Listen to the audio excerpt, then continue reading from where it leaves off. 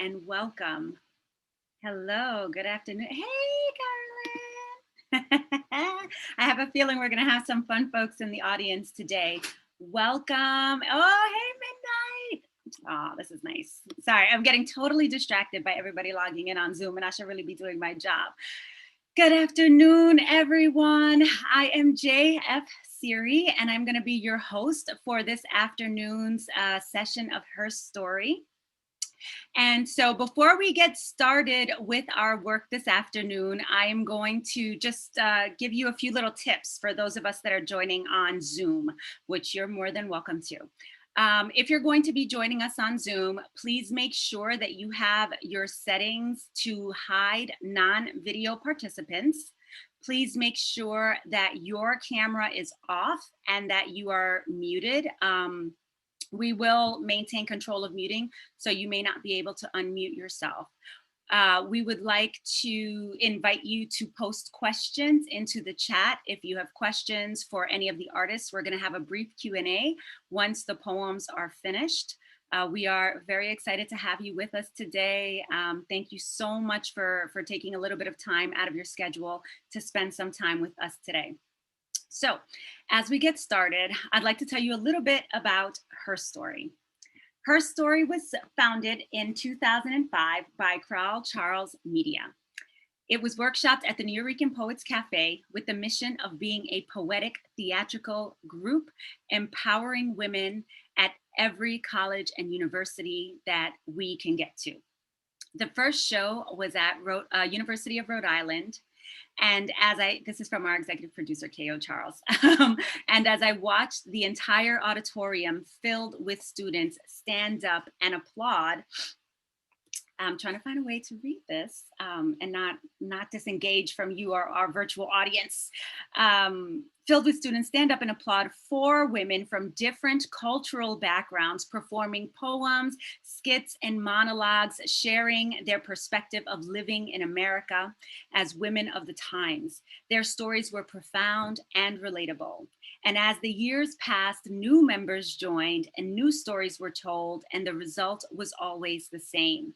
Stories of empowerment, telling tales of women of all shapes, colors, ages, talents, and cultures, bridging the gap between the women of today and future generations. They shattered preconceived notions of women in society and the evolving roles they are forced to play. I am humbled as I watch them creatively tackle the hard conversations and make them easy to understand. As long as there are more women to empower, stories to tell, and voices to amplify, there will always be a HerStory. So we are very grateful to our executive director, Crowell K.O. Charles, who had this vision 15 years ago and has been able to keep this alive. I am a proud member of the HerStory cast. I toured with HerStory for probably close to a decade, and it's always my honor to be able to host the show. So you see I have this virtual brick background. You can always tell it's a virtual background because the person speaking feels like they're floating in space. And I put up the brick background in a slight homage to the Nuyorican Poets Cafe. HerStory has had a relationship with the Nuyorican Poets Cafe from its founding.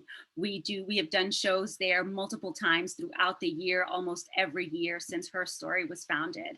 And we could not open the show without talking about Miguel Algarín. Sadly, on December 1st, 2020, Miguel Algarín, founder of the Nuyorican Poetry Movement and co-founder of the Nuyorican Poets Cafe, transitioned.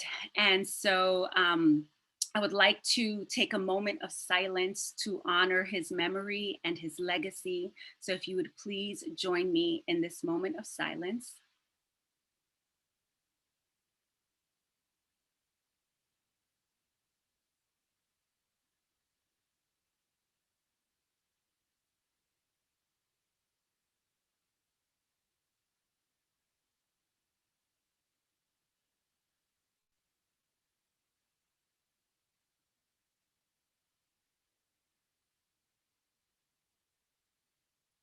Thank you. And at this time, I would just like to light a candle for Miguel Algarin, who is with us in spirit, even though he's no longer with us in body. I'd like to open the show by reading one of his poems that I thought was very fitting. It's one that was published in, oh, you can't see my book because it blends with the background, but it's one that was published in Aloud, Voices from the Nuyorican Poets Cafe. The poem is entitled Sunday, August 11th, 1974. Sunday afternoon, and it is 1:30. And all the church-going Latinos have crossed themselves and are now going home to share in the peace of the day, pan y mantequilla, una taza de café, and many sweet recollections of el rinconcito en Juncos, donde Carmencita, María y Malén jugaban y peleaban. Sunday afternoon, and it is 1:30, and all of the church-going Latinos fuse each other with love, and the women dress so clean and pure, and the children walk so straight and pure, and the fathers look so proud and pure, and everything is so right and pure and even as I wake up to my nephew's voice coming through the window. There is pleasure in awakening. My mother and father and Grafton and Johnny come in. There is light in their eyes. There is pleasure in living. There is no shame in being full of love. There is no shame in being nude while my mother's eyes look in at me, looking at my nude body that she made, mixing her blood with my father's. And there is no rushing for clothes, just sweet openness in being loved by my family. Sunday afternoon, and it is 1:30, and all the church-going Latinos have crossed themselves, and my body swings free. Miguel Algarin gave us a gift. He gave us a home. And if it wasn't for his gift in his word and the gift of a home, we wouldn't be here to continue, the work of being Nuyorican poets, to continue the work of being women poets, to continue the work of being speakers and voices for the experiences that often get marginalized in our society. And with that, I would like to open the show with our first round. As I stated earlier, we are hoping to engage our audience this afternoon with a Q&A. So if you find yourself moved by something that is spoken, please feel free to add a question into the chat so that we can record it and have the poets respond to it after, once we begin the Q&A. Before we get started, I do want to make sure that I share an important content and trigger warning. Because these stories involve pain and struggle and resilience and joy, some of the content may be difficult for us to experience in this moment. And so I want to make sure that everyone in the audience is practicing self-care and that you know what you're going to be confronting and what these women are going to be sharing with you this afternoon. So please take care of yourselves, take care of each other, and let us commence. First, I would like to bring up to the stage Kristina G. Kristina G is a 26-year-old Latinx deviser, designer, and New York City-based writer. As a youth poet, her writing blossomed from workshops to the Apollo, manifested in Paris, France for her first poetry tour, and off-Broadway for 2 one-woman shows. In 2016, she completed her first chapbook, The Comfort House, dissecting her trauma pre to post gastric sleeve. After receiving her master's in educational theater, Kristina revamped her artistry to reflect the importance of positive mental health, body image, and mindfulness. Her passion for stagecraft and design is rooted in telling a story that brings these elements to life. Let us welcome to the virtual stage, Kristina G.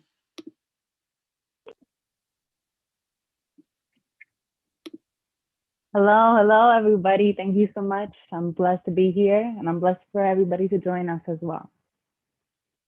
This is something I learned about being more mindful, when being more mindful, because you have to be these days, about my mental health.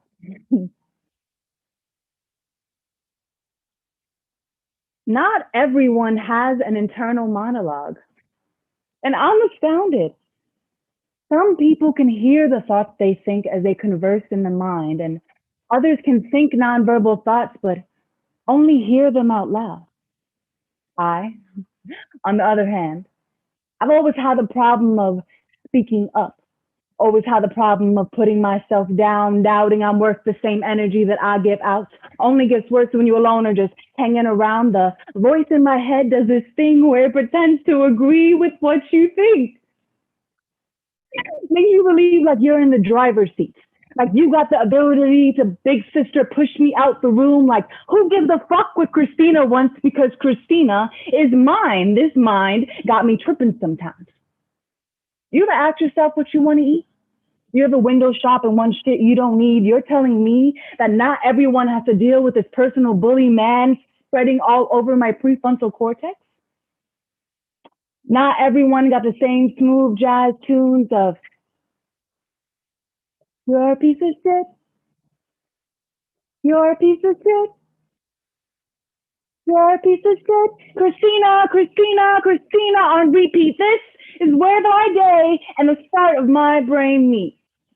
I constantly battle with who I let do the talking.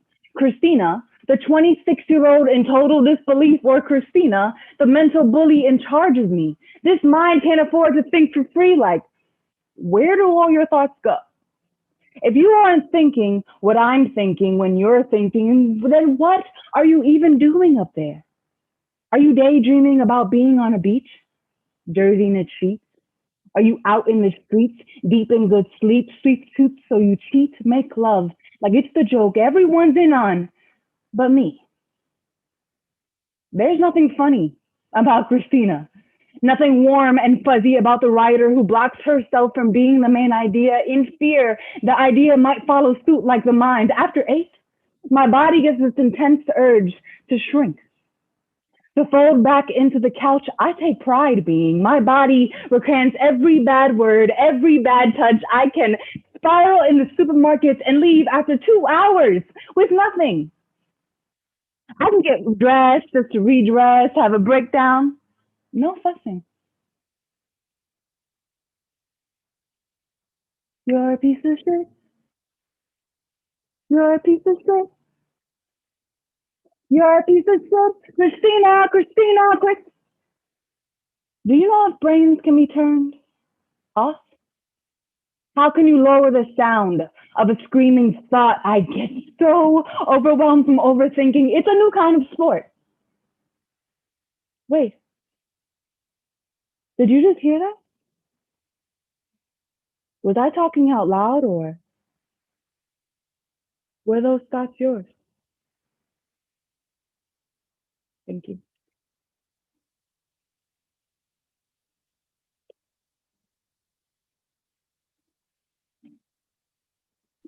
Thank you so much, Kristina. I mean, let me tell you something.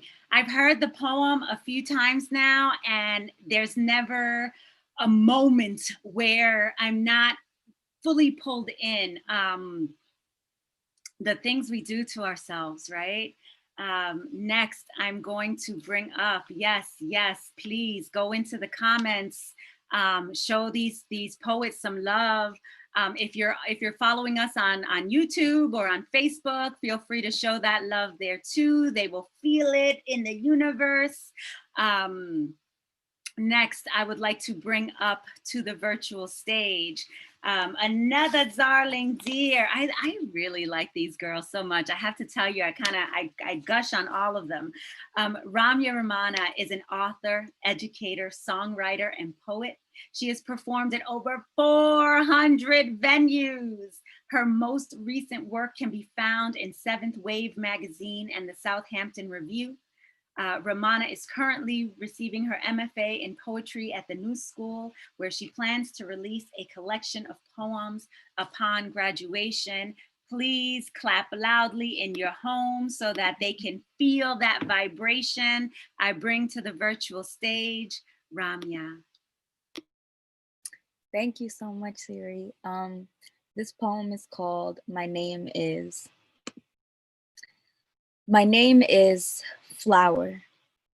My name is something that stretches out the ground. My name is always waiting for the sun, always looking to the things above me. My name is gone too young, dies too soon. My name is have we met before?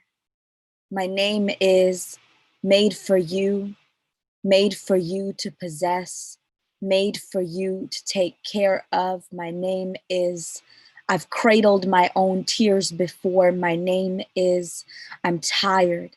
My name is I have my own roots. I got my own water. My name is it raining yet? My name is I'll settle for standing. My name is I'll drink from what you walk on. My name is it's nice to meet you. My name is I'm clothed in color, which means I'm the only rainbow you can catch. My name is I'll huddle all my vacant prayers and throw them into the ashes. My name is watch me burn. My name is watch me make you burn. My name is things are always falling off me. My name is I am a slow death. My name is I'll drink from what you walk on. My name is woman, a thing of repeat, a gift. My name is drown me and I'll come back, a trinity. My name is makes you happy, a constant resurrection. My name is, and I'll still bleed a river.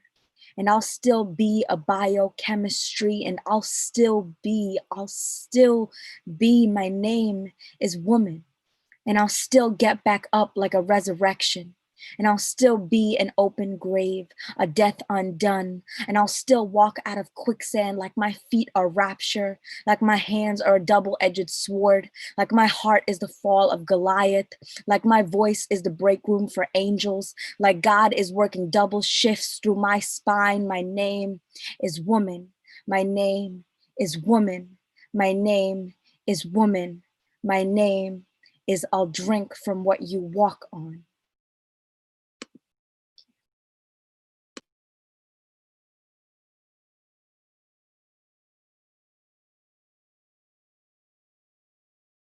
I'm on mute. So I teach online, and let me tell you something. I spent half my class teaching on mute. Last semester, when we first moved to remote learning, every one of my recorded videos started with, and we're recording now. Let's get started. And this semester, I haven't mastered the mute. So I figure every semester I'll master a new technique here on Zoom. And then by the time I'm ready to retire, I'll be able to teach a full-on Zoom class. Next, I'm bringing to the virtual stage another incredible poet. Leah James is a full-time spoken word artist for Chicago. Let me know how that works, my dear, because I would like to be a full-time spoken poet and be able to stop teaching. No, I kid, I love teaching. Leah is a full-time spoken word poet from Chicago, Illinois. She started writing at 13 after her mother passed away. At the age of 16, she suffered from a brain hemorrhage and lost her short-term memory for 3 years. Imagine the incredible work to be able to rebuild a memory and then to be able to take that rebuilt memory and turn it into a career where you've memorized the work, right? Leah took this opportunity to recover, gain her memory back through spoken word. She has performed across the country, including the world's largest poetry slam twice. She plans on writing her first book this year. I bring to you Miss Leah James.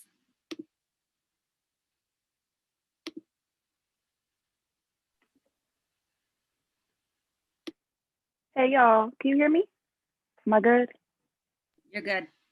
Okay, great. Sorry, I'm having technical issues over here. But Seary, thank you for that amazing introduction. I'm just honored to be here. So let's get into it. This is for the little girl who sits in the back of the classroom, face covered by her favorite gray sweater that resembled the gray sky of her seemingly perfect life. Fists balled up, arms tucked in, thinking maybe if she sat there long enough, she would become invisible or even better, just forgotten. Her tear-stained pillow made her feel safe at night. The jiggling of the door handle always made her jump. Fear of the unknown, mommy's boyfriend coming home drunk. She would dream of how it would be to one day grow up. How she might one day grow up and magically become pretty. How she might one day grow up and somehow obtain one of those video vixen bodies. She spent hours in the mirror. Her family made jokes about how conceited she was, but really she was conjuring up ways to make herself better. Ugly is what she defined herself as. The way she really felt about herself and her heart was covered up by padded bras, putting on a facade that she thought she was perfect. She succeeded in hiding the fact that really she felt worthless. Sticks and stones were never a threat to her because she learned early to be a fighter. But words broke her, especially the absent words from an absent father. Broken promises followed her like a shadow in the twilight, barely there until it hit midnight. These broken promises turned into cries. Tears soaking her pillow, but to her demise, they would dry right before the sunrise. So her battle was never known, and her secrets were never told. And not because she didn't want anyone to know, but because no one would take the time out to listen. So she learned carefully how to bottle up her emotions until eventually she would lash out on the one to whom she was closest, her mother. The greatest example of strength this little girl would ever see. And not just of strength, but of beauty and resiliency. And ironically, the last memory this little girl has of her mother and her father being together is her mother on her knees. On the very floor she would faithfully clean. The trash can went from his hands to over her head. Broken eggs and spaghetti painted a mosaic of yellow and red. It seemed that her daddy liked it better when he made her mother cry and scream instead of smile and sigh, and instead of buying her nice things like makeup and rings. He preferred to make up her face himself with black eyes and broken jaws, not so trendy things. This is what this little girl thought love was supposed to be, a perverted picture painted by her parents. Until one day, this little girl's mother finally gained enough strength to walk away. And this little girl walks in on her mother, hiding her cries and drying her eyes. And at that moment, that little girl promised herself that her children would never see her cry. This is for the young woman on this stage behind this mic. Face clenched, palms sweaty, far from invisible, because God took her pain and turned it into a pedestal so her once silent voice can now be heard by many. She's a modern day Esther. She will save her generation from themselves because she remembers all of the hell and all of the sleepless nights by herself. This is for me. I remember the first time he touched me. It was like I could finally breathe. And I was willfully drowning in his waves of inexplainable peace, and he held me, and it was beautiful. And for the first time in my life, I realized that somebody wanted me wholeheartedly, unconditionally. There was no need for padded bras or covering up my flaws because he knew them all way before I even did. And he still died for me in spite of my sin. He was chasing after me long before I knew him. That safety I felt at night was him. And this is for you, that you might know him. That the sound of my voice might somehow amplify the sound of him knocking on the doors of your heart, and you will willfully let him in like I did. This is for you, young girl. This is for you, young man. I refuse to sit here behind a facade of perfection, but I sit before you broken, a beautiful mess, held together only by my Savior's blood. This is for you, young girl. This is for you, young man. He wants to put you back together again, that the joy you feel will be from him and the happiness that he will fill you with. This is for you, young girl. This is for you, young man. And I beg you to let him in. I beg you to let him in. Thank you. Thank you, thank you, thank you. Did I tell you? Or did I tell you?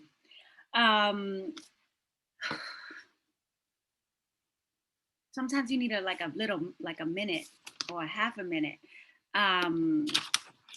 Woo. All right, next, I have the pleasure of bringing to the stage my sister, Suzen Baraka. Suzen and I started in HerStory together. So it's always, a little extra special when I get to introduce her. Suzen Baraka is a lawyer. Suzen Baraka is a poet. Suzen Baraka is an actor. And Suzen Baraka is an activist. who has been performing live for over 17 years. Suzen has featured at the Nuyorican Poets Cafe, hello, for a number of spoken word installations. She was a two-time Slam champion of the Big Mouth Bout. She went to Slam Nationals in 2006 with the Newark, New Jersey Slam team. She has toured nationally with several different runs of HerStory since 2009. Most recently, she wrote and starred in and released Vote, originally commissioned by Poetic People Power and directed by Jamie Rambaran. Further, she appeared in Let America Be America Again, produced by Creatives for Biden and released on Election Day 2020. Coming to the virtual stage is Suzen Baraka.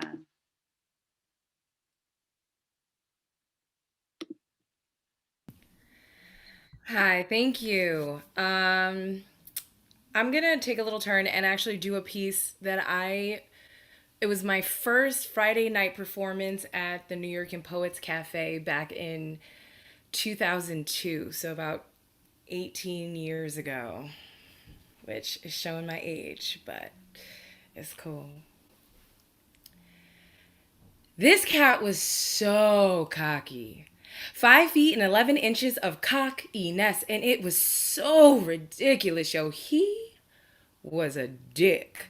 A living, breathing, walking penis. And I was mistaken for a condom. Ultra thin and extra lubricated for his pleasure. Protection personified to alleviate erections with erupting ejaculations. This fool is asking for emasculation and another form of castration, and I know he did not just come in my mouth. I don't mind going down south.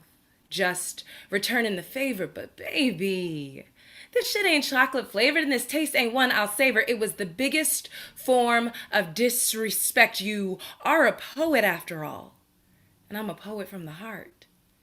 I told him, I want the consonant blendings to tantalize the nerve endings in the erogenous area on the outer edge of your ear. My punctuation would light earwax candles, making vulnerable words visible so they have little to fear as they travel through your ears. Would experience erotic elation. Your eardrums would grow buds and taste eloquent, dipped imagination in my poetry. Would make mesmerizing memories as you memorize my mind and my heart. Won't be too far behind.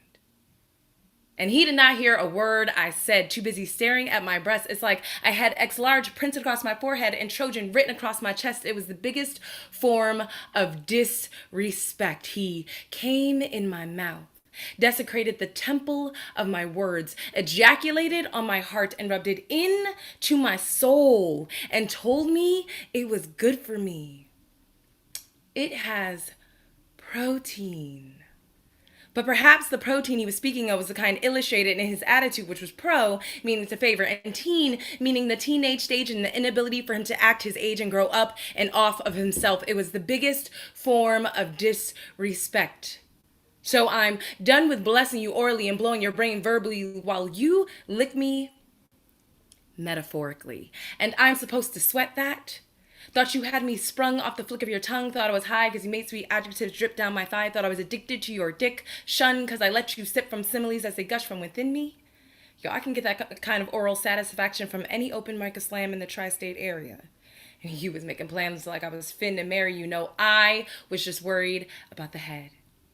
Nah, not the one you put between my thighs, the one weighing down your neck and hidden beneath your eyes, but F all that now because you walked out on my words, focused on the physical me and ignored my poetry. So maybe next time, when you're searching for someone to lick to share your oral pleasure with, search for someone who'll swallow. 'Cause motherfucker, I spit. Thank you.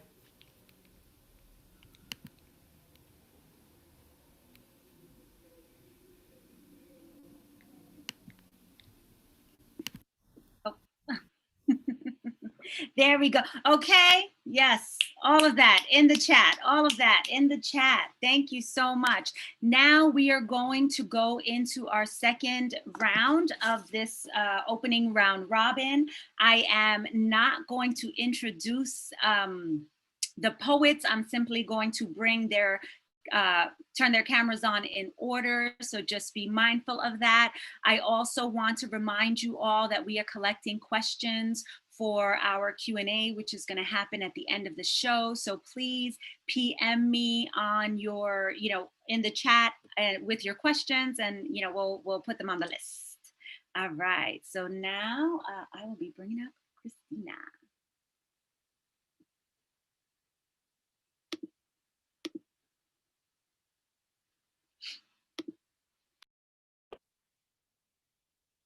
I got a little quick mindful moment for y'all. There was a time in my life when I got out of bed and went to work before I even woke up. Ultra independence is a trauma response, and when you don't create healthy boundaries, you lose the ability to show up for yourself, even when you need to be saved. It is important to know that you're not alone. There are corners of people rooting for you, willing to water the mind gaps as long as you nourish the soil first. You are light, breath of fresh air and release. We built in these mindful moments for your comfort, for some release. Thank you.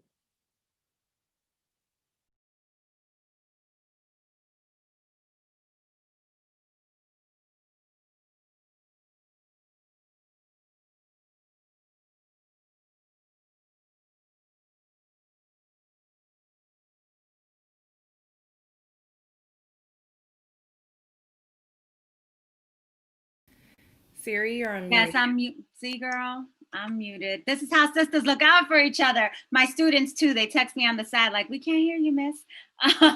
Next for our round robin, I'm gonna bring up Ramya.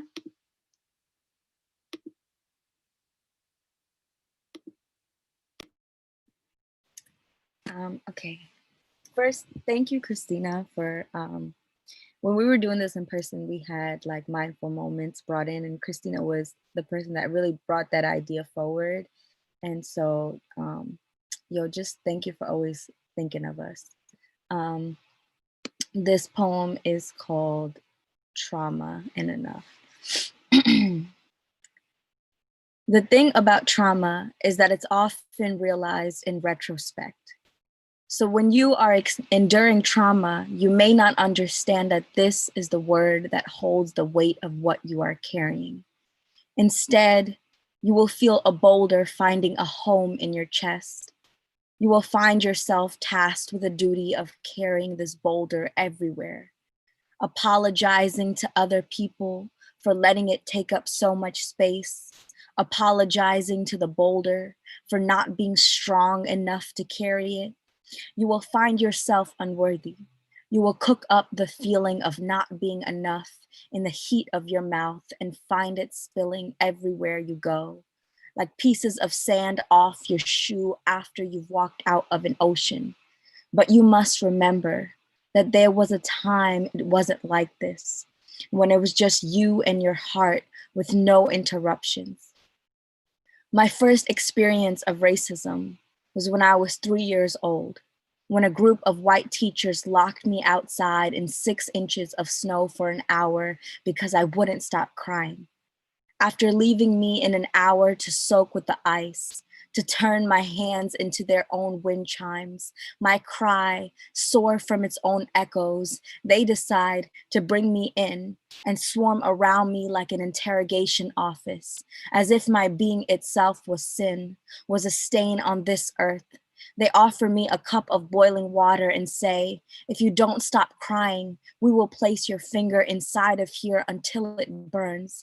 And isn't that something? How trauma always wants to burn your sense of what you feel about what you know. So my lips, knowing only crumbs of English, a new language accented so different than my own, like a crescent moon backflipping itself into a new galaxy, these lips stayed silent in a room full of people that had skin unlike my skin. Their lips moved unlike my lips moved. Later that day, when I told my mother, who was young and new to this country. The only thing she knew to do was to quietly simmer her lips, to thread them shut and nod, the way the light nods to darkness at the end of the day, or the way the mouth nods to its closing when in fear. So now there's a 5-year-old and a 7-year-old and a 13-year-old and a 20-year-old me that's carrying this boulder that a teacher planted inside of me so many years ago. I'm walking through the world wondering why every room feels like a no, feels like you don't belong here or you're not enough. How that sweet whistle haunts my every step. How I bend my back like the spine of an overgrown rose. How I make my tongue a sacrifice for others. How I put the ash like sackcloth on my head to mourn my own being. Trauma is the ghost that lives inside of you long after all the others leave. It is the root of the mildew stuck to all your organs. This rot reaching all that you touch if you let it sit inside of you long enough. The only way I learn how to deal with this is to go back to that 3-year-old me and tell her, listen, this world will break you if you let it, but inside of you lives a fire no rain could put out. In you is a foundation the mountains lay on. So when they lock you outside, make a snow angel out of the white dirt on the ground. And when you don't understand a word of what they say, make up your own dance or song or find an entirely new language that is no one else's but yours to bask in. And when they swarm around you like a bouquet of locusts, make your eyes a shotgun, your chin the strongest rifle they've ever known, and know that this too is your becoming, that no, you did not deserve any of this pain, but you survived it. And you can survive anything. You don't need to carry any boulders. You are the mountain. So move those pebbles to the side and know that you are always, always, always enough. Thank you.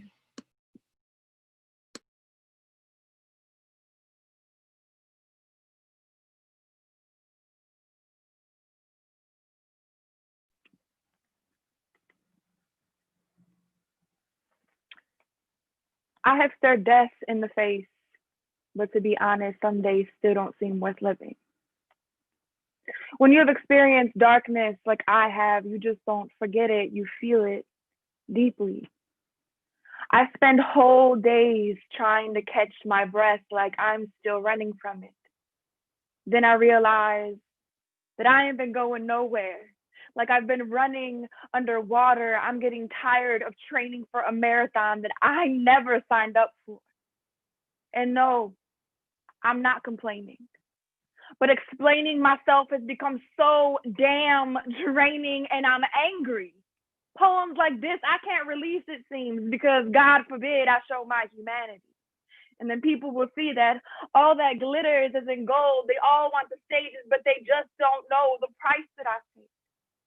The burdens I've gained, how much I still bleed, still cry, still want to die. My heart still jumps at every loud noise because deep down inside, I'm still that little girl who thinks it's her fault when things fall apart, like when my daddy beat my mommy because I was too sick for her to take back the library book. I'm a grown woman and I'm still shook. If people only knew how heavy my pen was, they keep their mouths shut. It takes all my energy sometimes just to hold my head up, simultaneously healing others while still healing myself. Because I too need help, need a hug, need love. But no love ever seems to stay. They all love my image but cannot deal with what is inside of me. I have years of silence built up within my womb, but when those labor pains kick in, it's like all the men seem to leave the room and then have the nerve to tell me to take the pain that they caused and write poems. And they wonder why I sound so angry, seem so bitter. I have lost more than I have gained. I am thankful for the sunshine, but more familiar with the rain. Happiness seems to be like a luxury these days. You try fighting demons publicly and then privately falling on your face, holding it down isn't all that I can do. I fall apart beautifully too. I'm a pit bull on a chain with a muzzle in a cage, like a storm on the ocean, viewed by everyone, misunderstood but untouched. I am a war waiting to happen, just looking for someone to listen without judgment or solutions. Confusion. I wish we'd all stop acting like we haven't felt it.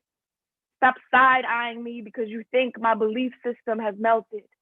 The only thing that is left is God in the darkness, moving amongst the void that is within me and the water from my tears. Like the beginning of creation, I will stare God in the face and watch them create me again.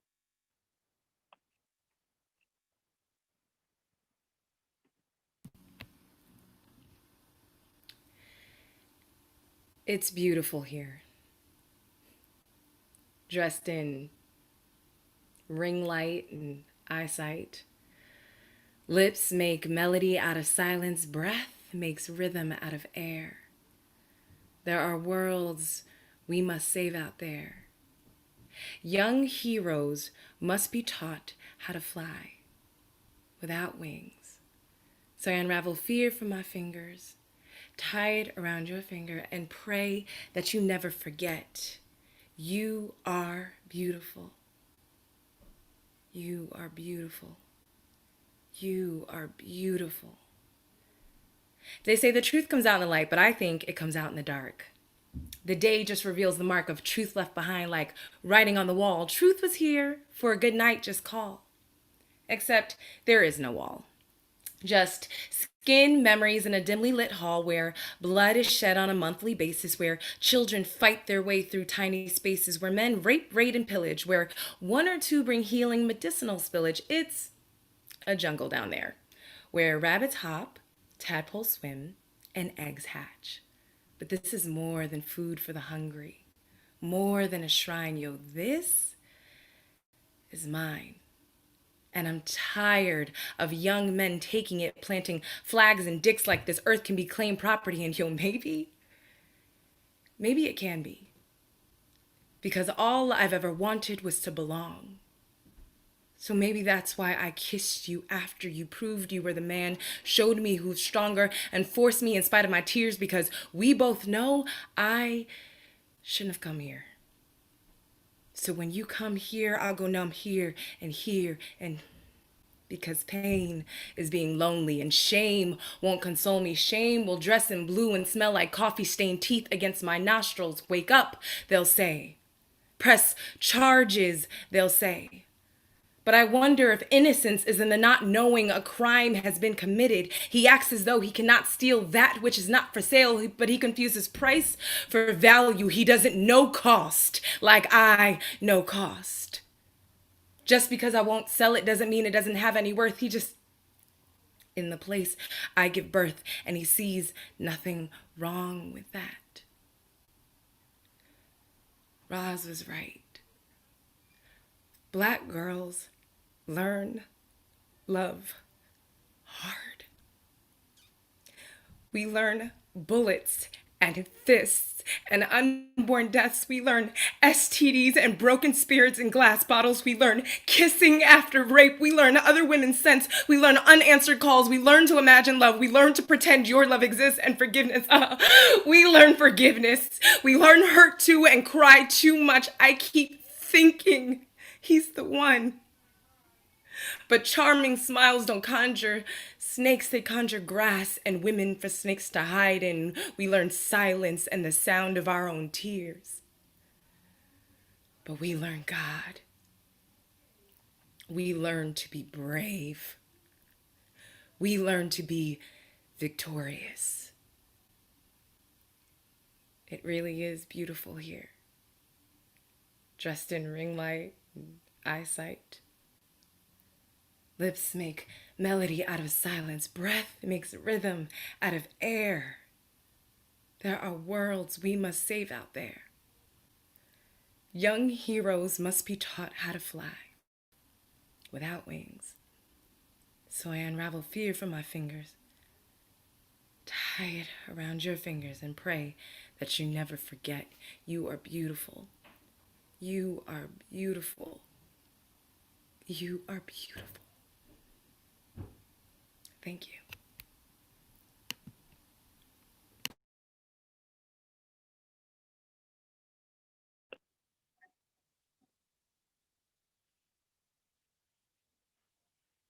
At the coffee shop I worked at, there's a running joke where the owner grabs the 5-pound bag of decaf espresso and relabels them depresso, aka sad beans, aka you know what that means. Customers point and chuckle like there isn't art on the walls right behind them. Did you know that decaf is still slightly caffeinated? That's the funny part. You order something that doesn't make sense, and I make it happen with a smile or a grunt, give the people what they want. Decaf is short for decaffeinated coffee whose nutritional value is identical to coffee itself. What do you say to a sad bean that defeats its own purpose? In between drinks, I tend to sink myself deeper into imposter syndrome and spiral my thoughts to somehow make a connection and ground them into a poem. Decaf is me. I am depressed, so decaf is me. Whole body ristretto. Decaf. It's coffee from sad beans that have had at least 97% of their caffeine removed. I've had the gastric sleeve and removed about 75% of my stomach. Sad beans are washed in water and solvent until the caffeine has been extracted. Then the solvent pretends like it never even existed some days. My decaf makes it so hard to take showers. Feels like I should have never even existed. Sad beans are washed in water and solvent. My decaf straps me to the bed until my back's so sore I smoke my way into my upside down. I hard stop compliments and gather the lies of all my rights, and I'm fine like Grimes as I build myself afloat to the land unsure. It's hard to bury yourself out of the ground when your drive is dried and donated to the helpless hands of a helpless crowd. Call me a tour guide to the lost and found. Decaf is me. I am depressed, so decaf is me. Full body restretched, oh, decaf is me. I am depressed, so decaf is me.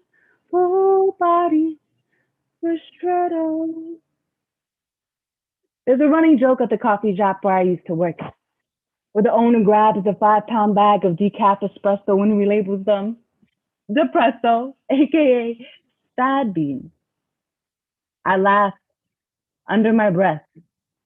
I'm your favorite autopilot at its best. Yo, next time, can you lift the lid and check? There's always art to be made. My decaf is a beautiful mess. Thank you.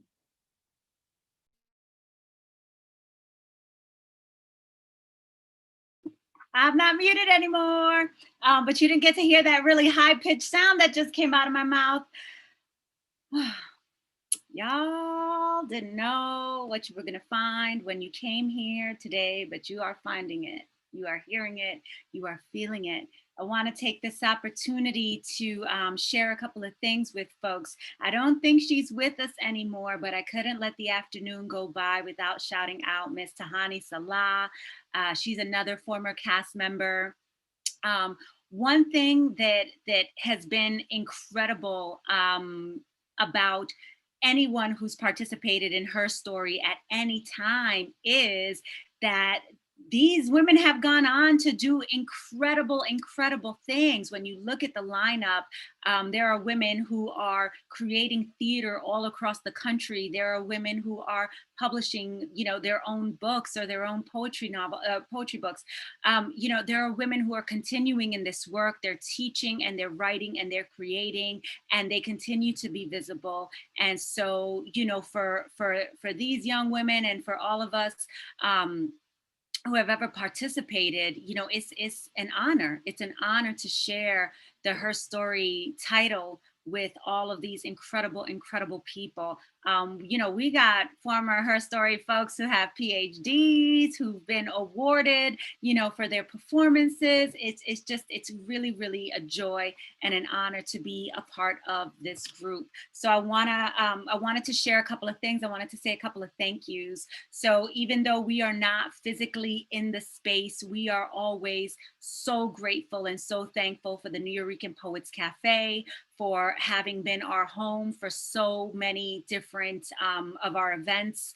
We are so grateful to Daniel Gallant, who, I work with him on one level, but he always gives us a yes. And so, it's incredible for us to be able to share that space and to have that have been our home for 15 years now when we are not touring around the country.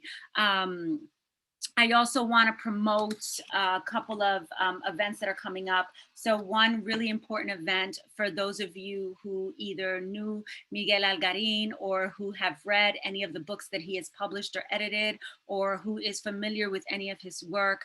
Next weekend, there is going to be a marathon Miguel Algarin tribute. It is being co-sponsored by the Nuyorican Poets Cafe, Clemente Soto Velez Cultural Center, Bowery Poetry Club, City Lore, sorry. It looks like, I wrote it down like love, which it might be that too, but City Lore and the Bronx Heritage Music Center. The event starts at 4 p.m.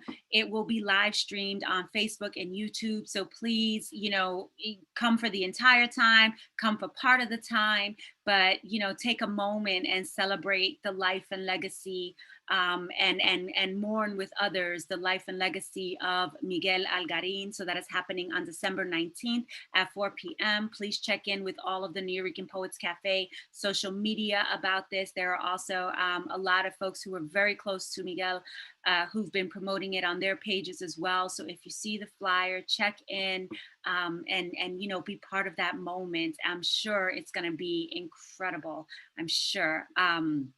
I also want to make sure that you all are supporting these poets, okay? So definitely check them out on their social media.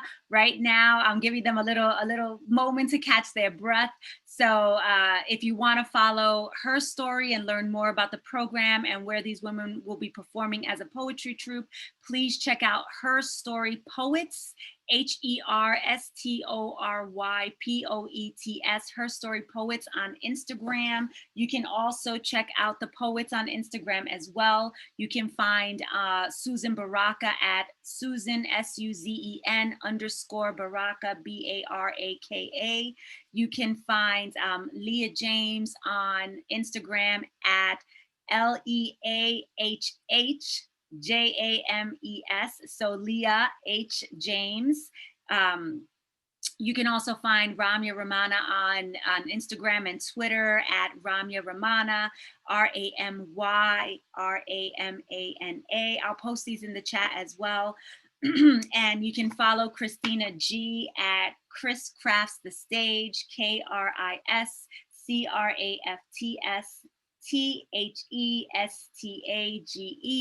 And if you want to follow me, you can follow me too. You can find me at Seary1, SEARY with the number 1 on Instagram and Twitter. I lost all my Twitter followers from the summer. So follow me on Twitter. I have 16 people who are just looking at me go crazy on Twitter, talking to myself.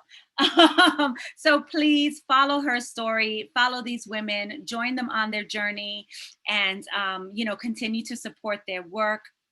Now I'm going to bring Ramya Ramana up to the virtual stage to guide us in some much needed breath work.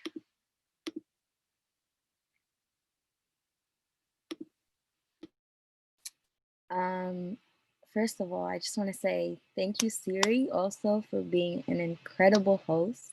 You bring it every time, and you also just you make sure to not only have everything run smoothly, but to consider our needs. I want to thank you, everybody who's been listening, and we hope that our work you can relate to and you find a piece of yourself in. But we also can recognize that this can be heavy and it's a lot to listen to. And we know that, wherever you are, whether you're homes, whether in spaces, we want to consider your health as well as we are sharing. So if everybody, whatever you're comfortable doing, if you just want to take a moment to breathe in and breathe out for 5 seconds, I'll do it along with you. So you can start now. Say, just breathe in for 5 seconds and breathe out.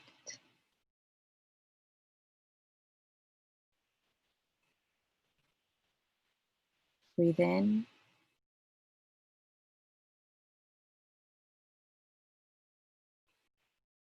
Breathe out. One last time.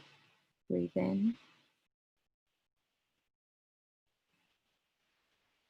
Breathe out.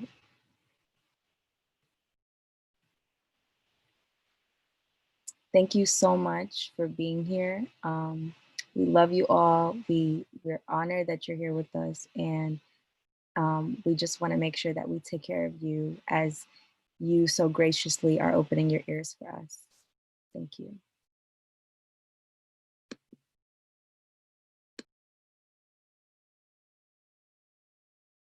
Blast this mute button. I put myself on mute so that I'm not reacting to the poets and taking them out of their game. And then I forget to take myself off mute. So now we're going to go into our final segment before the Q&A. Each of the poets is going to have a segment of time. So you're going to see them. You're going to be with them for a little while before we transition into the next poet. So I'm gonna bring up Leah back to our virtual stage.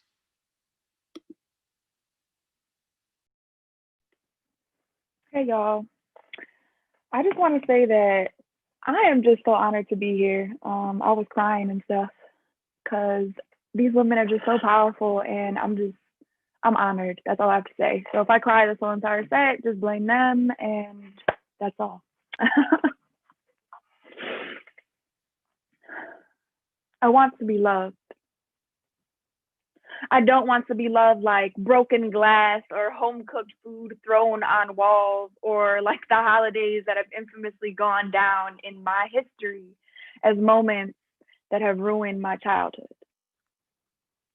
I don't want to be loved like hands on flesh wrapped around neck, missed calls, and unanswered texts. I want to be loved. I don't want to be loved like late night secrets or ride or die, where he rides and I die every single time. My body is not a carnival solely to be used for one's pleasure.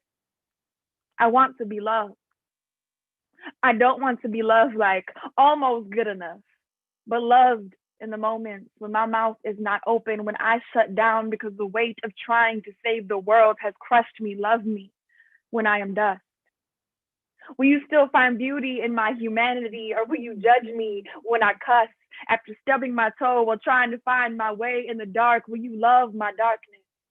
It is often said, the people who bring the most joy to the world battle the biggest demons. Will you dress my wounds after the fight? Will you dance with me in our kitchen after you just made me dinner and our favorite song comes on the radio? He loved her. A silently shattered woman held together by her 5 children, and I watched them dance all around the kitchen. I don't think I have ever seen my mother so happy. I want to be loved like that. That all we have is tomato soup in the cabinet kind of love, but you'll still stay. Will you stay? When all I have left to give are pieces of me left from the apocalypse that I thought was love, will you build a new world with me? I want to be loved like we are architects designing a new world together, simply adding on to each other's blueprints. I want to be loved where our dreams that were once a battlefield become our reality instead. Let's love. Thank you. So I wrote that poem when I was super sad and wanted to be loved by a human person. And I always knew what I didn't want or I wouldn't do what I wanted, but like, you know, more so what I didn't want, because I never saw a true example of love. And the only time I truly, truly felt love is in my spiritual practice. So I like to do these two poems together because even though I may not have found the love that I'm searching for in this earthly realm, I have found a love of my soul, right? And when I first started doing poetry, I would do a lot of religious poems because I started off in church. I no longer hold to a lot of my religious beliefs, but I still hold to my spiritual love that I have for my creator. I say that to say that I mentioned, you know, Jesus in this poem, but when I do this poem, I really encourage you to like imagine your own creator in your head or lover of your soul or whatever you pray to, whoever you pray to when you hear this, because I think it's very important to have a love affair with the creator of the universe and all that energy that's out there. So this poem is called Romance. And yeah. I am humbled by your majesty.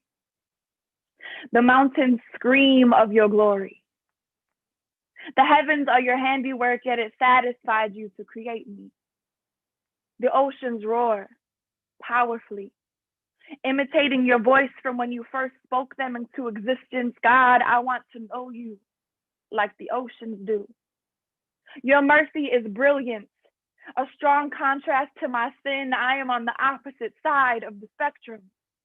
When I look in the mirror, what I see is hung on the walls of my mind, but these images are severely cracked, only to be healed by the sands of time. God, you hold time in your hands. Thank you for thinking I am worth the wait.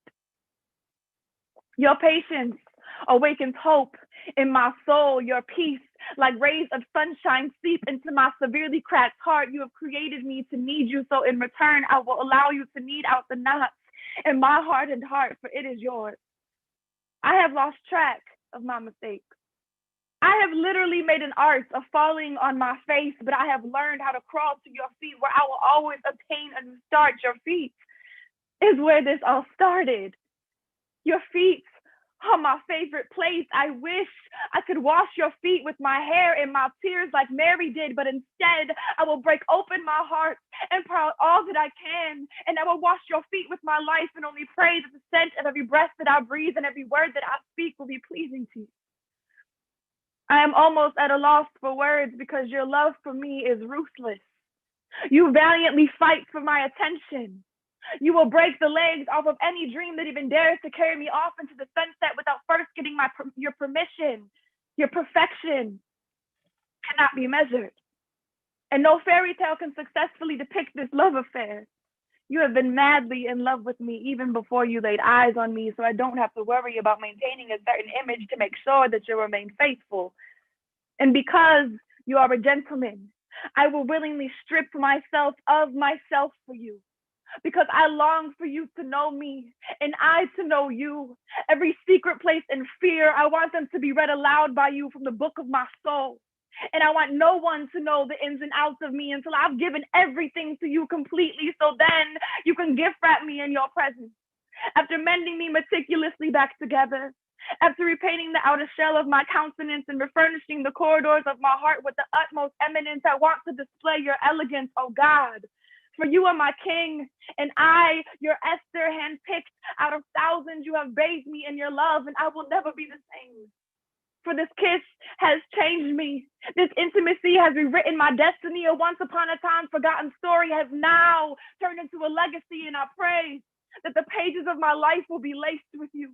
That every person that comes in contact with me will come in contact with you. That we will be so intricately entwined that my hands will be your hands, that my feet will be your feet, that I will be a walking epistle for you, your personal mouthpiece, that the words my heart utters will be echoes of our personal conversations, that people wouldn't even have a chance to doubt our relationship. God, I pray that we could set an example for others. That our love story will be one that others can model theirs after, like Bonnie and Clyde, but we could be Jesus and Leah, a dynamic duo flipping over tables for your kingdom, like Romeo and Juliet.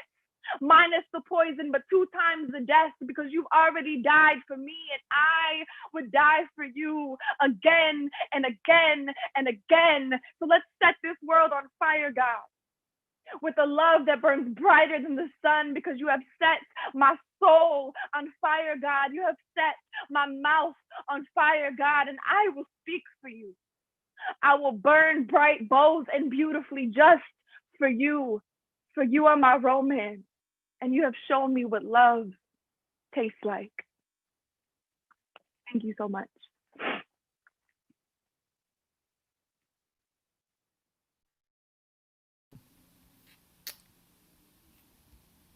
Hi guys. I'm gonna do 2 pieces that I have been working on a lot recently, so forgive me if you catch me reading, but yeah. I owe too many poems to too many women. Undefinable heroes, some with names that'll never touch my lips. Human beings who will never be acknowledged for being more than the vague, fungible assignments we give mother, wife, woman. This is for you, Emily Shack, who migrated from Marianna, Florida to Newark, New Jersey to raise 2 Black men on her own. You, Ho-Young Kim, who emigrated from South Korea to the United States of America with a Black man, family disowned. You, Raquel Baraka, who migrated from Santo Domingo, DR to Prison City, New Jersey for a man she loved and a ready-made family. You, the Honorable Judge Karimu Hill Harvey, who was told by her high school counselor that she wasn't college material. So she went on to college, and then to law school, and then became a lawyer, a judge, and a college professor. So maybe it's because they wear their struggle beneath onyx and alabaster surfaces where Black in any accent don't crack, that they be fucking beautiful and I be they, and they be the type to stitch dreams into my eyelids, stitch my eyelids to the air, make come true. So I write them into my verses and I fight for them with everything I do, because being a woman is hard. And being a woman of color is harder. For starters, Breonna Taylor's walls got more justice than she did. And what is a wall? A structure that leaves us enclosed or divided, and isn't that the mission, to enclose and divide? Like 1 woman in her home plus 1 bullet from her gun somehow equals 22 bullets shot by the biggest gang in Louisville, Kentucky, led by Uncle Tom Daniel Cameron? But I see you, Breonna, and I'm sorry they couldn't. The white erasure of Black faces and Black bodies and Black voices and Black stories will not succeed. From Tamika Palmer to Tamika Mallory, we fight for us and we shall be freed. Black women and women of color, we come from a breed forged by rape and mutilation, racism and deprivation, torture and violence, and yet here we are. Kamala Harris 2020 vibes. Breaking our silence. Some of y'all talk about hashtag protect Black women like some of y'all ain't been the ones hashtag hurting Black women, hashtag attacking Black women, hashtag abusing Black women, hashtag using Black women, hashtag dehumanizing Black women, hashtag belittling Black women. We can't be defined by colors or shapes. There be no boxes could contain the roundness of this spirit, and there be spirit under this petite mound of flesh. And you can't menagerie we into glass spaces. We be more than this figurine. We are rainbow women who tattoo wings to our ankles, who sprinkle glitter and hot sauce on our tongues, and they try to tame us, break, bend, and reshape us. But we are women who jump into piles of autumn leaves with matches on our feet. We light fires, and sometimes we bathe in them, kindle them with the liquor on our breath and the gasoline in our gut. We are playing with the fire we be touched by, hoping this burn doesn't leave a scar, and we are the beautiful struggles your mothers have already overcome. Because rainbow women been protecting y'all. So who gonna protect rainbow women? Thank you. And then my last piece for today, I wrote during the pandemic because it was hard, y'all. This pandemic was hard. So this actually I did right before the election, and there's a video of it on my Instagram if everybody wants to peep that. but it's a slightly different version. But my mother relies on me to help her save her Korean barbecue restaurant in New Jersey. She does not understand that this country doesn't care about either one of us or our survival. All she knows is that Shake Shack got $10 million, and how come she hasn't gotten anything yet? I tell her what the SBA representative told me, that we filled out the application too early, just before quarantine, when Asian businesses were already struggling because of the virus. They streamlined it since then and threw out our application without telling us. There's nothing left for businesses like ours. I can tell this does not reconcile with the version of America she dreamt of, in a country where freedom must have felt foreign to her the way freedom feels foreign to me. The way simply breathing feels revolutionary in a country that targets Black bodies. The way at 36 years old, this Black body is afraid to make more Black bodies. Like, Black bodies ain't the people I love. Like, Trayvon don't remind me of my nephews. Like, Sandra don't remind me of my sister. Like, George don't remind me of my daddy. Like, Elijah don't remind me of me. An introvert and different and unbelievably fucking strong. Like, being Korean and Black during coronavirus in Trump's America don't make me want to burn it all down.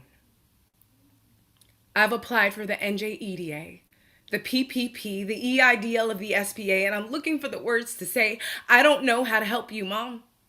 I don't know how to help you, Dad. I don't know how to help Trayvon. I don't know how to help Oscar Grant. I don't know how to help Brianna, Dominique, or Tony. But here I am talking to y'all about voting because I know Moses is a Black woman.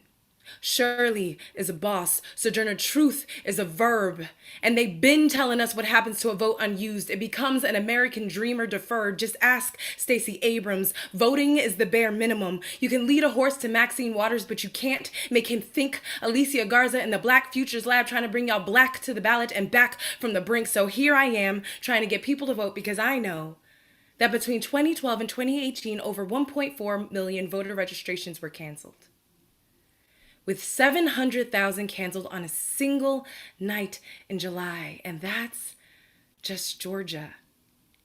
Here I am trying to get people to vote because I know that in 2017, 99 bills to limit access to the ballot have been introduced in 31 of these here United States. And I'm looking for the words to say, if our vote wasn't important, why the fuck are they working so hard to take it away? Vote because Flint, Michigan still doesn't have clean water.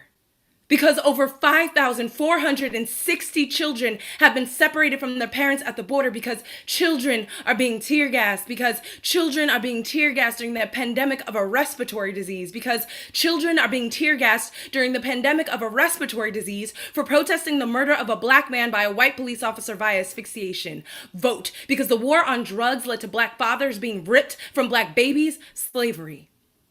Because the war on drugs led to Black bodies being stopped, being frisked, like it don't matter if Blacks live, because the war on drugs led to 1 in 13 Black Americans losing their right to vote due to a felony conviction.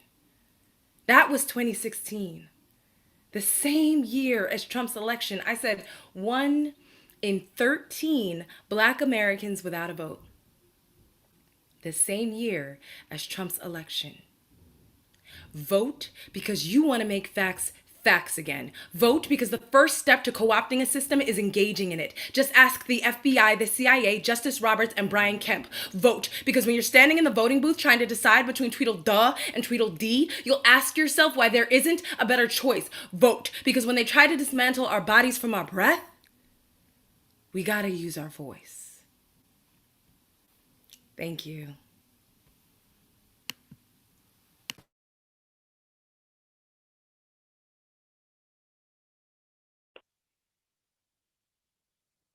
Thank you. God, Susan, God. Oh, these last two pieces are really raw, are very vulnerable. This next one is inspired by a poet that kept me alive, Rachel McKibben. It's an after poem where I reveal after's greatest gift.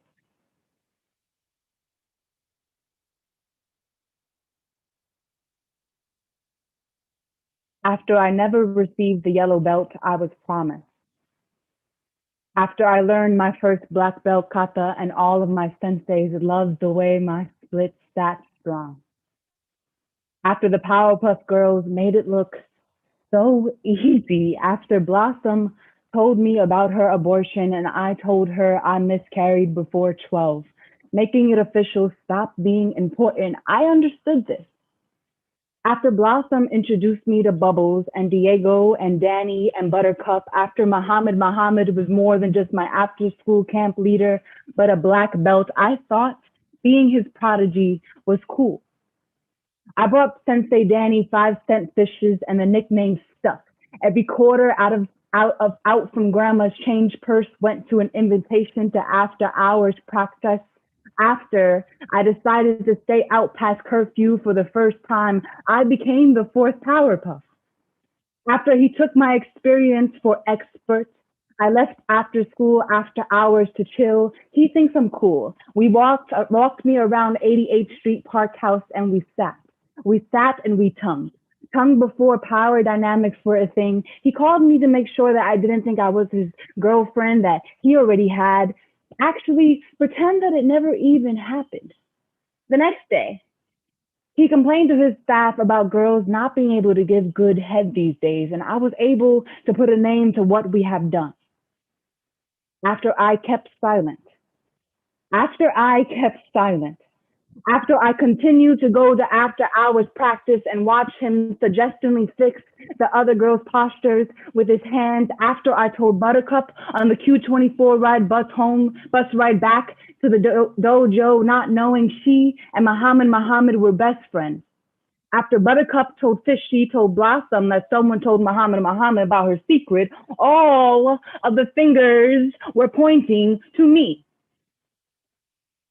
We had our first dojo meeting, asked for my side of the story, told to tell it in the fullest of details. I did, and no one believed me. After I was accused of making it up all for attention, after hours got canceled, and I was told to never come back. After dojos become outlets and poetry just became too sticky to write. Mentors, poets, and friends loved to blur all the fucking lines. I started to think of myself as property, excavation at its finest, resilient rose that blooms without water, stargaze burdened bucket. After the third, fourth, and fifth time I fell, head over heels into trauma bonds, the long hoarding house of horror burns down. I healed, accepted Bo for the man that she was, loved her like a second coming even after the church and her voice stopped being in tune. Love went from an act of kindness to a job, the chore you talk yourself into doing anyway. After waiting for the right one, waiting for it to work out right. I have fallen out of love with flooding my throat with tears. For years, president of undermining my light in fear of things going back to how they were before I knew how to ask that fat girl for help. No love is ever worth so much of yourself. Thank you. Yeah. Pick it up, pick it up, pick it up, pick it up. All right, and this last one, I'll be learning lessons because I'll be doing things that evoke lessons right afterwards. This was a lesson I learned post-gastric sleeve. This last poem is an ode to my old body that most of you loved way more than I did.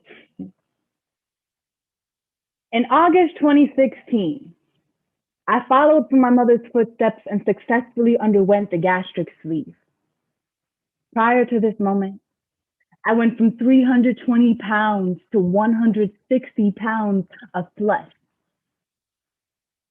Mostly water to dead weight and 3 chins, 1 face. Yo, it's wild because if I stare in the mirror long enough, I still can't recognize me. I thought losing weight meant that I could still keep the old body, maybe break it open for a night out in the wind so I can dance without hold, take it to a seamstress and wear it as a coat.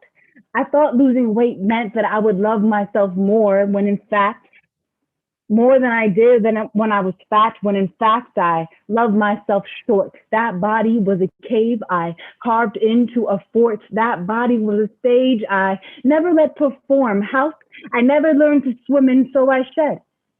I shed so much my shreds shed. Lost clumps of hair the size of bread. I fought so hard to get somewhere I never even wanted to be. Dressed my confidence up in lace tops of insecurity. Got so lost in the sauce that I forgot who I loved and how I'm loved and can't seem to give it up for myself. How foolishly I believed my body was too big to be seen, when it was the best room that I was already renting for absolutely free. Thank you.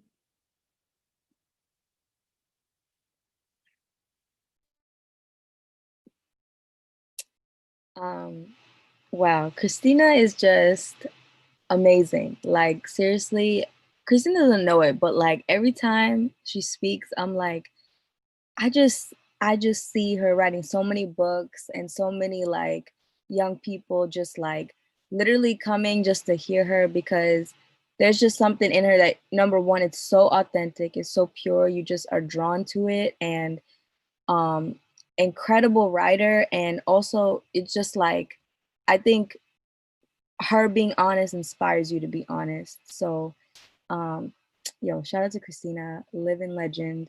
um but I'm gonna have two poems today, and the first one is called A Testimony in Progress. Um, and yeah, A Testimony in Progress. The week before college, my mother tried to take herself.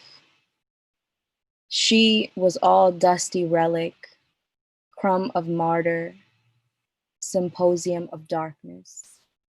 My father found her at the house, her body a tombstone of rumbling earthquakes. Is this what a failed exorcism looks like?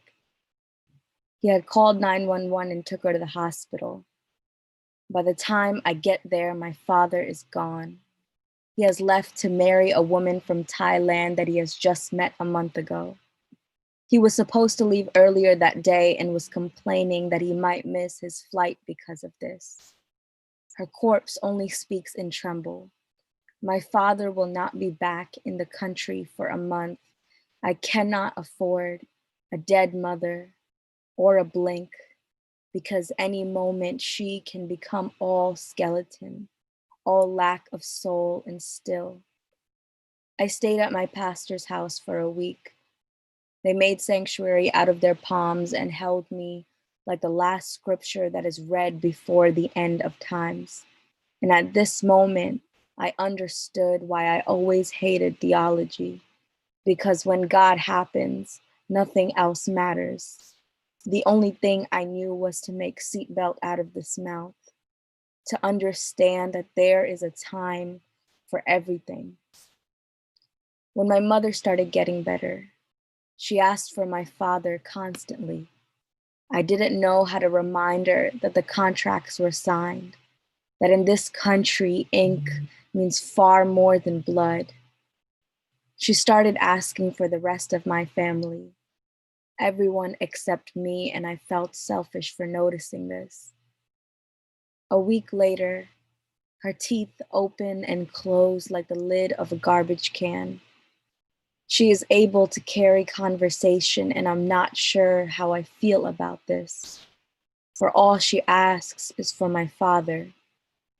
I wondered then if mountains constantly ask for ocean, or if oceans cannot live without mountains. I realize neither of this is true. They are both beautiful and whole, and together they complement one another.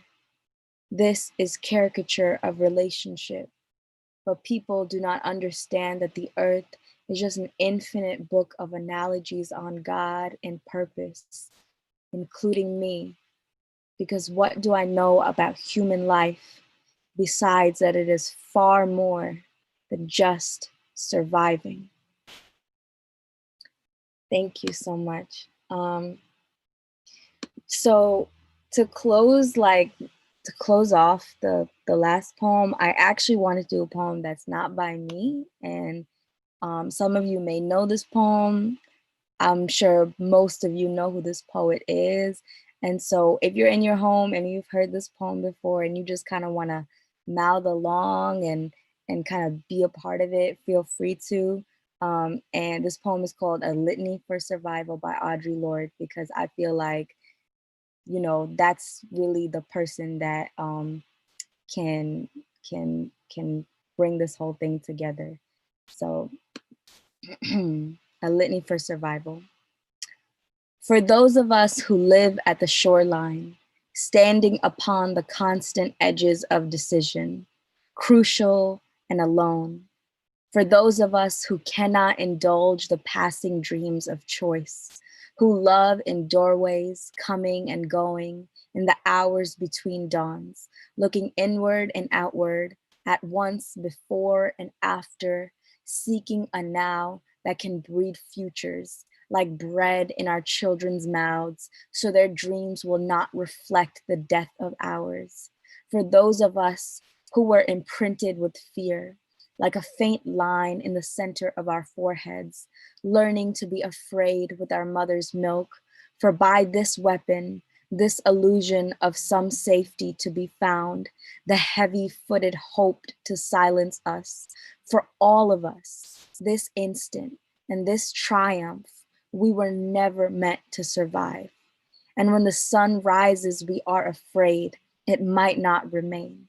When the sun sets, we are afraid it might not rise in the morning. When our stomachs are full, we are afraid of indigestion. When our stomachs are empty, we are afraid we may never eat again. When we are loved, we are afraid love will vanish. When we are alone, we are afraid love will never return. And when we speak, we are afraid our words will not be heard nor welcomed. But when we are silent, we are still afraid. So it is better to speak, remembering we were never meant to survive. Thank you so much. Thank you all for tuning in.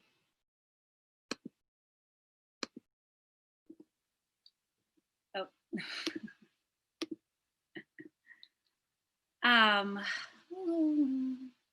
I'm not sure what I'm supposed to do now. No, I'm just kidding. I know exactly what I'm supposed to do now. I just don't know if I can do it now. So breathe, y'all. Breathe, live.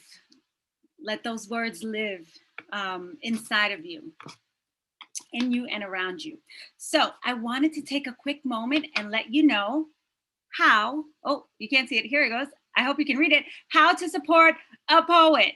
Okay, these women are amazing, and I want to make sure that they are getting the support that they deserve.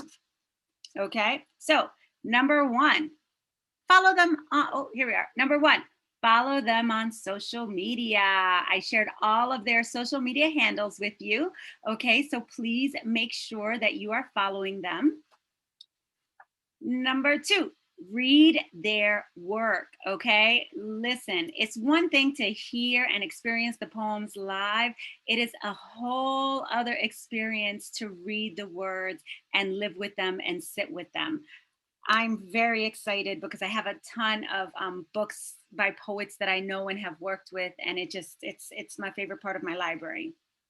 Two, lots of poets tend to give workshops. Take their workshops, learn from them. If they've inspired you, if they've inspired creativity in you, and if they're giving a lecture, a workshop, guest speaking somewhere, go be there and learn.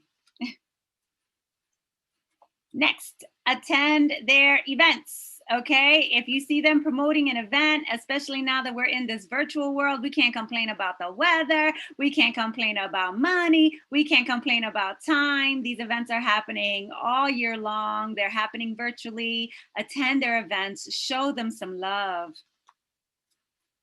Next, buy their books. As I told you earlier, some of our poets have books.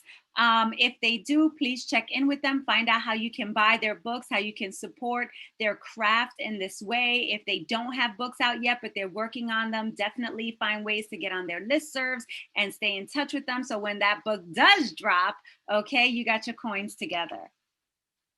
Oh. Another amazing way to support poets, ask to teach their work or ask to share their work, okay?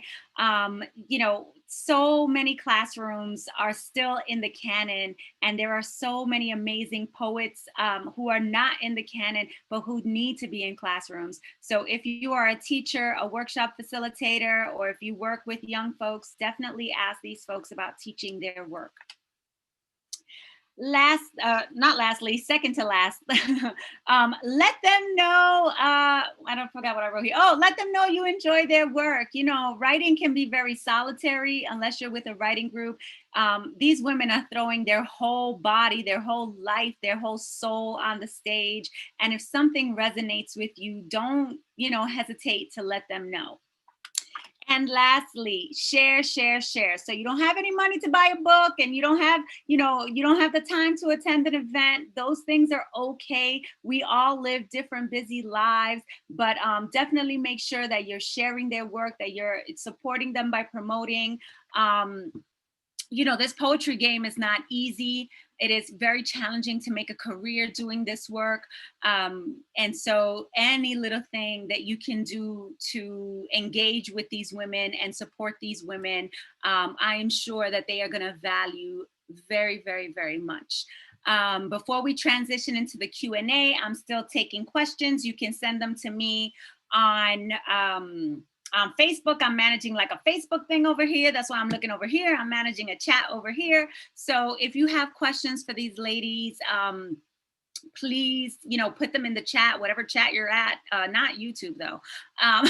Sorry, YouTubers, but if you're with us in the Zoom or if you're in the chat, please put some questions in there for them. I'm going to be bringing them back up to the stage. Before I do, I definitely want to say a few more thank yous. I would like to thank Jason Quiñones. Unfortunately, he had to run and take care of some really important things. And so Jason, first of all, he's my hermano, so that's number one. He already knows. But seriously, Jason, we are so indebted to you and grateful to you for constantly supporting this work, supporting HerStory, making sure we're able to get these virtual events up and running. The work that you do behind the scenes is incredible. Jason is completing his 10th year at the New York Poets Cafe. And, you know, I think brother's going to retire from there. So, you know, which is amazing because you want people in that venue who care about the community, who care about poetry, who care, and not just poetry, but who care about the arts, right? Like, you know, this is something that we need, right? And this is where we can thrive. We also cannot end the afternoon without thanking Mr. K.O. Charles. Salute to you, sir. He had a vision and he manifested that vision. And because of his hard work and dedication, he has been able to provide a space for us to be able to do the work that we do, to get compensated for the work that we do, to be able to bring our words around the country. You know, we give him a lot of rah-rahs, okay? So K.O. does not have it easy, constantly surrounding himself with these incredible Spitfire women. But K.O., we are truly, truly grateful for your vision and for continuing to help us, provide us with these spaces to share these words. So now I am going to bring the ladies back on the stage. You can change your view if you're joining us on Zoom. You can change your view to gallery view so you can see everyone who is up on the stage. And let me get Susan. Where's Susan? It says stop video. Spotlight. Susan, why can't I see you, sweetheart? Okay, there she is. There she is. All right, so hold up. Let me see what I got going on here. Okay, 1, 2, 3, 4, 5. All right, cool. All right, here we go. Now I got to play television hostess. So I'm going to be moderating this panel and asking some questions. So if you didn't get a chance to, sorry, I don't know what is going on here.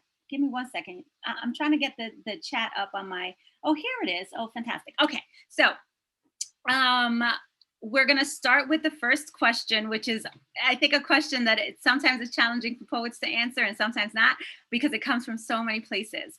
But ladies, where do you draw your inspiration from? This is a question that came from Facebook. What inspires you to write? And you can unmute yourself when you're ready to share. I'll start. I get my inspiration from, honestly, just from personal experiences and the experiences of the people around me, the people I love the most. So some of my poems aren't even really about things that happen to me, but it could be things that have happened to people I love. And I think I probably internalize things a little too deeply, as if they've happened to me, even if they haven't. So yeah, so I get most of my inspiration from actual events that have occurred to myself or to people around me.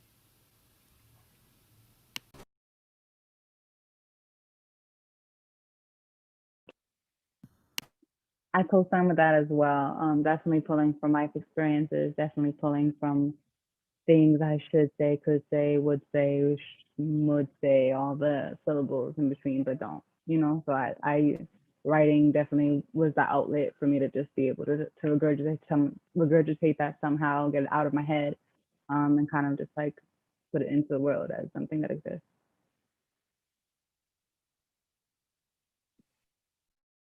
Yeah, I would definitely agree with the ladies. Like, I think I usually tend to write about things that are happening, like maybe things that I've experienced. Maybe I'm processing something that happened many years ago. And then also, I think sometimes I just get inspiration from reading as well. Like, wow, that person has said that in a way that I never thought of in that perspective. So sometimes that helps. And then yeah, like, and then sometimes I just write about like the things that the places where you don't feel heard, or you don't feel like I can't figure out how to say this thing and how to get people to hear me.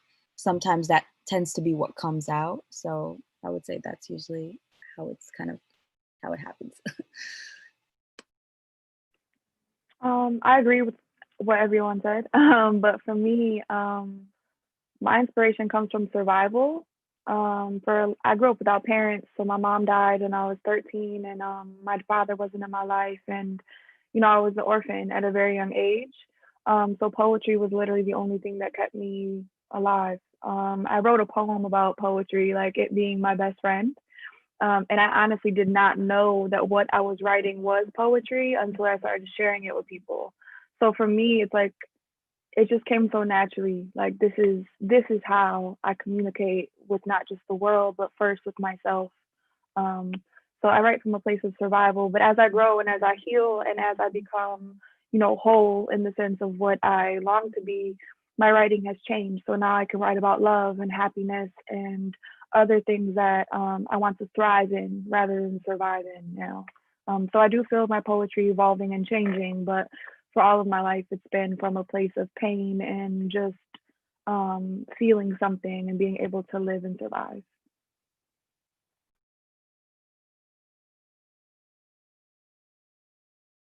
Seary, you're still muted. Good grief. So we're still waiting for questions to come in. And so I have a question for all. Oh, thank you. Thank you so much. Okay, because I can ask questions too, but I don't want to dominate the conversation. Are you ladies exploring new writing styles? If so, anything in particular? Whomever would like to share. I'll start again. I feel like I do this in class too. I'm like, nobody wants to talk. All right, great. I I've actually been screenwriting for the last maybe like 3 years. And I struggle because I really, really love it. I started out writing monologues, obviously, because that's such an easy transition from poetry, and then very quickly just sort of devolved into writing plays and screenplays. So that's where a lot of my time is right now. Although quietly, because I've been writing so much screenwriting, it's sort of brought me back to poetry in a way. And so that's why I've been writing a lot of new pieces lately. So yeah, screenwriting, that's my thing now. Awesome. Anybody else venturing into any other writing structures or writing forms? Yeah, for me, I would say it's songwriting. I'm not a singer at all, but like I've been having a lot of fun like creating. It's like obviously it's different, but it's the same. It's kind of like you have to, it's like an act of translation in a sense. So it's been really interesting because working with musicians and working with like musicians that are songwriting, I often, it's like for them it's like, okay, how can we make this more poetic? And I'm like, okay, how can I make this really simple? Because sometimes like, sometimes you just have to say the thing in a song. Like it doesn't have to be necessarily this like really complicated metaphor or whatever. And so it's been fun, it's been challenging because I'm like, oh, I can't hide behind this image. Like I have to just say the thing. So that's been a lot of fun to do, and I've been enjoying that process. And I think a lot of poets should actually get into songwriting. Awesome. Okay, we have a couple more questions coming in. Oh, how sweet. I'm sorry. I'm like trying to, I'm looking at what's going on in the chat over here on Facebook. Okay, so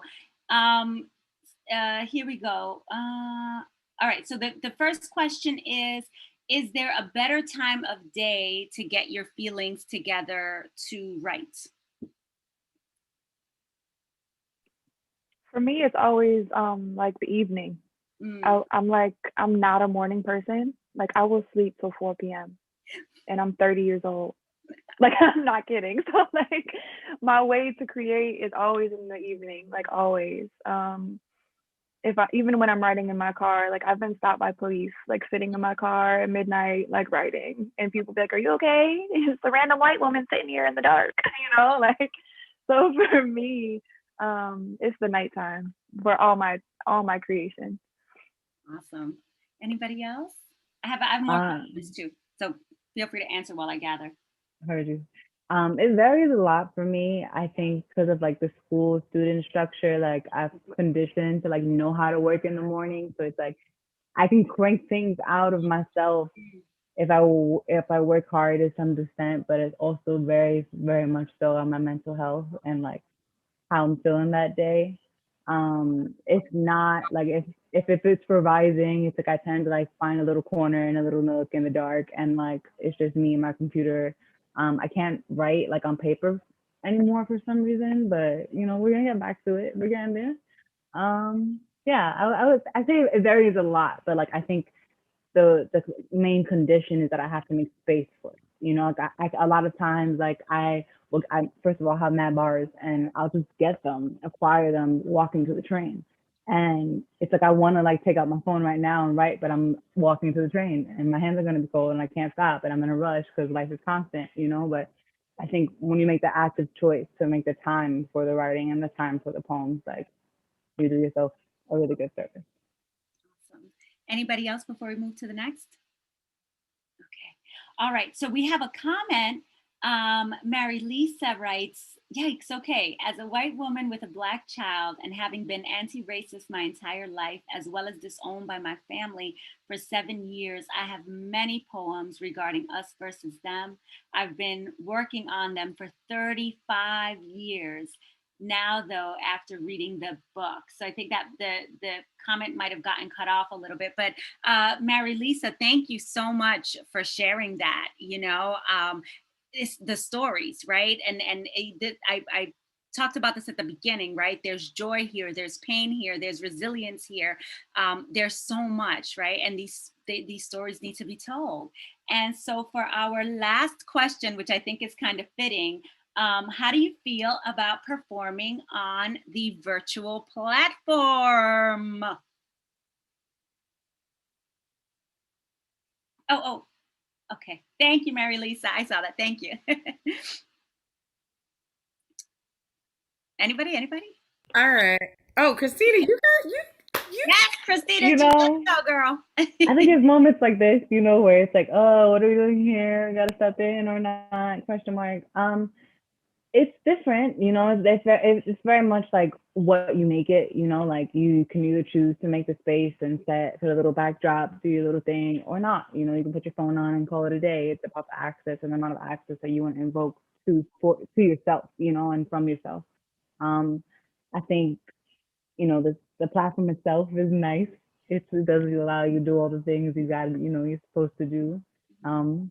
It's a learning curve. It's a learning curve for all of us. I do think that if I was in my master's program this year instead of when I didn't graduate in 2019, I would have not graduated. So here's to all those who are pushing through the education system right now, and those who have completed all of their degrees, and somebody who's recently going to graduate on our team is Susan. So I pass it on now to her.